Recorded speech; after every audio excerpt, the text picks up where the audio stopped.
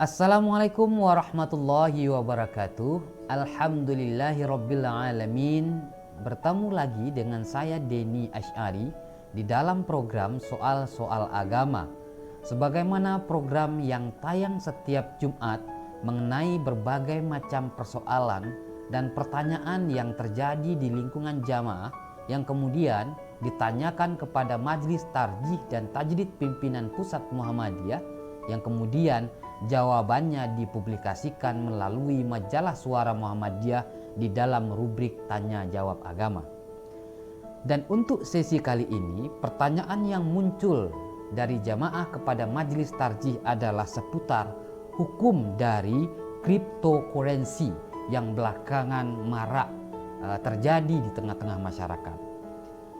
Mengenai pertanyaan ini muncul dari seseorang sebagaimana berikut. Akhir-akhir ini banyak masyarakat yang tertarik bertransaksi atau melakukan investasi dan lainnya dengan cryptocurrency. Salah satunya yaitu dengan Bitcoin yang menghasilkan keuntungan yang relatif lumayan. Lantas, bagaimana pandangan Muhammadiyah khususnya dalam hal ini Tarjih mengenai uang kripto tersebut? Untuk pertanyaan ini kemudian dijawab oleh Majelis Tarjih sebagaimana berikut. Pertama, salah satu perkembangan terkini di dalam transaksi keuangan modern, khususnya dalam wadah dunia digital, adalah cryptocurrency, yang pada umumnya didefinisikan sebagai uang virtual, uang digital atau cyber yang mengandung nilai dagang atau komersil dalam bentuk koin atau token. Uang ini bersifat komplementer dan berbeda dengan mata uang resmi yang beredar di suatu negara yang dikeluarkan oleh otoritas resmi seperti bank sentral.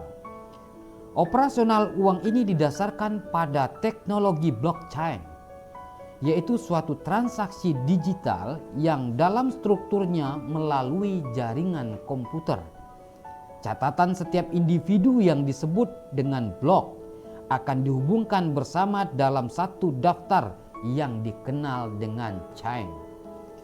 Salah satu jenis mata uang dari kripto yang paling awal muncul dan populer adalah Bitcoin. Setiap transaksi Bitcoin atau mata uang kripto lainnya akan terhubung di dalam sistem blockchain ini, yaitu buku kas digital yang dapat diakses oleh publik tanpa adanya perantara orang ketiga seperti bank. Dengan demikian, paling tidak terdapat 3 entitas atau unsur penting di dalam sistem blockchain dan kripto ini, yaitu yang pertama adanya transaksi, yang kedua pencatatan dan sistem verifikasi, serta yang ketiga tempat penyimpanan transaksi. Di Indonesia, jika seseorang ingin bertransaksi dengan instrumen keuangan ini dapat dilakukan melalui aplikasi yang ditawarkan oleh beberapa perusahaan atau pedagang aset kripto yang memperoleh izin dari Badan Pengawas Perdagangan Berjangka Komoditi, yang di dalam aplikasi ini ditawarkan banyak sekali jenis-jenis aset kripto. Mengenai hukum muamalah dengan cryptocurrency, telah ada memang beberapa lembaga otoritas keagamaan yang mengharamkannya, seperti Al-Azhar lewat Majma' al-Buhuth al-Islamiyah dan Darul Iftah Mesir. Di Indonesia, Majelis Ulama Indonesia memfatwakan bahwa bermuamalah dengan Bitcoin atau sejenisnya hukumnya adalah haram, baik itu digunakan sebagai alat tukar dan juga sebagai komoditas. Oleh karena itu, Majelis Tarjih mencoba menjawab pertanyaan terkait dengan cryptocurrency ini dengan melihatnya dari 2 sisi, yaitu sebagai instrumen investasi dan sebagai alat tukar dalam kerangka bisnis yang diputuskan oleh Majelis Tarjih dan Tajdid dalam musyawarah yang ke-27 di Padang tahun 2003 sebagai seperangkat norma yang bertumpu pada akidah, syariat, dan akhlak yang diambil dari Al-Quran dan Sunnah, kemudian digunakan sebagai tolak ukur dalam kegiatan berbisnis dan hal-hal yang berhubungan dengannya.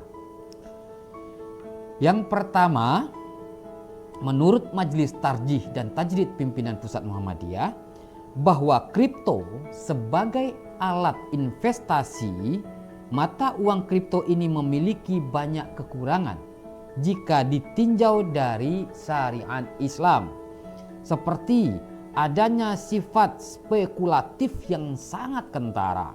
Nilai Bitcoin sebagai salah satu jenis mata uang kripto ini sangat fluktuatif dengan kenaikan atau keturunan yang tidak wajar.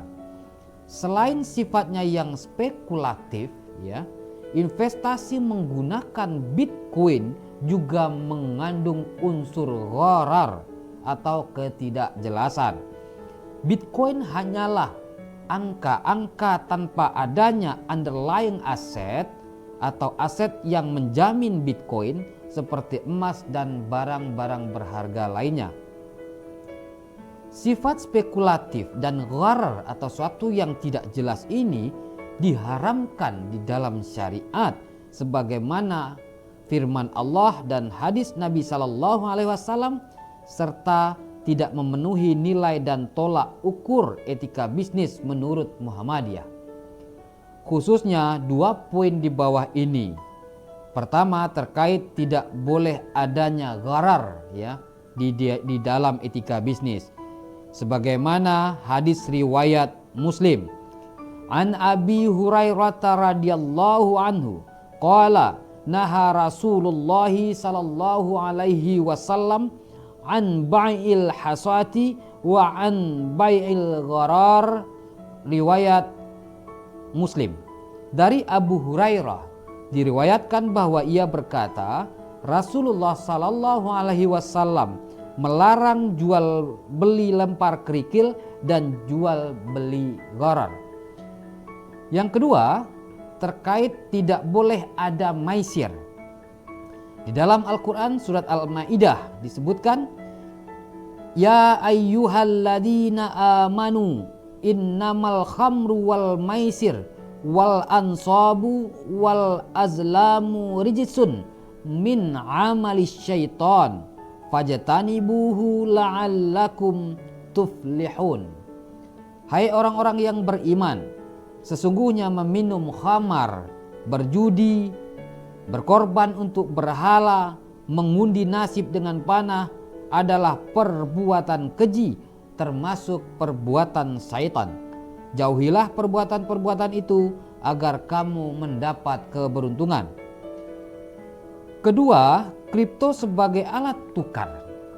Sebagai alat tukar, sebenarnya mata uang kripto ini hukum asalnya adalah boleh sebagaimana kaidah fikih dasar dalam bermuamalah.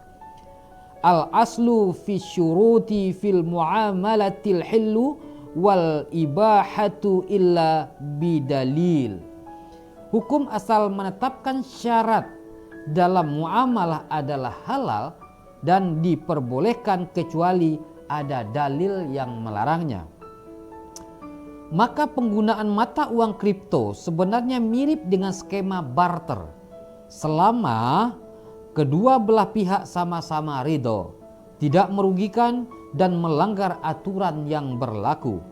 Namun demikian, jika menggunakan dalil saddu zari'ah atau mencegah keburukan, maka penggunaan uang kripto ini menjadi bermasalah. Maka menurut Majelis Tarjih dan Tajdid, standar mata uang yang dijadikan sebagai alat tukar seharusnya memenuhi 2 syarat. Pertama, diterima oleh masyarakat. Yang kedua, disahkan oleh negara yang dalam hal ini diwakili oleh otoritas resmi seperti Bank Sentral. maka penggunaan Bitcoin sebagai alat tukar sendiri bukan hanya belum disahkan oleh negara kita, akan tetapi Bitcoin juga tidak memiliki otoritas resmi yang bertanggung jawab atasnya. Belum lagi jika berbicara mengenai perlindungan terhadap konsumen pengguna Bitcoin. Oleh karena itu, dari hal-hal yang telah disampaikan di atas, maka dapat diketahui bahwa terdapat mudarat di dalam cryptocurrency yang salah satunya adalah Bitcoin. Oleh karena itu, Majelis Tarjih dan Tajdid Pimpinan Pusat Muhammadiyah berkesimpulan bahwa penggunaan cryptocurrency sebagai alat investasi maupun sebagai alat tukar hukumnya adalah haram. Demikian penjelasan dari Majelis Tarjih dan Tajdid Pimpinan Pusat Muhammadiyah terkait pertanyaan yang disampaikan oleh jamaah mengenai hukum cryptocurrency.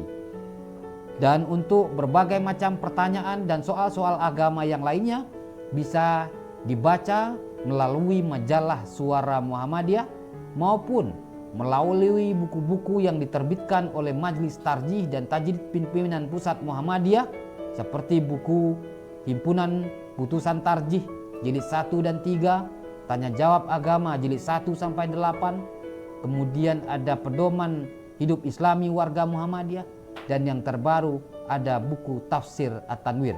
Semua produk-produk Majelis Tarjih tersebut bisa didapatkan di toko Suara Muhammadiyah maupun di seluruh jaringan SM Corner yang ada di tanah air. Demikian yang dapat kami sampaikan, lebih dan kurang mohon dimaafkan. Wassalamualaikum warahmatullahi wabarakatuh.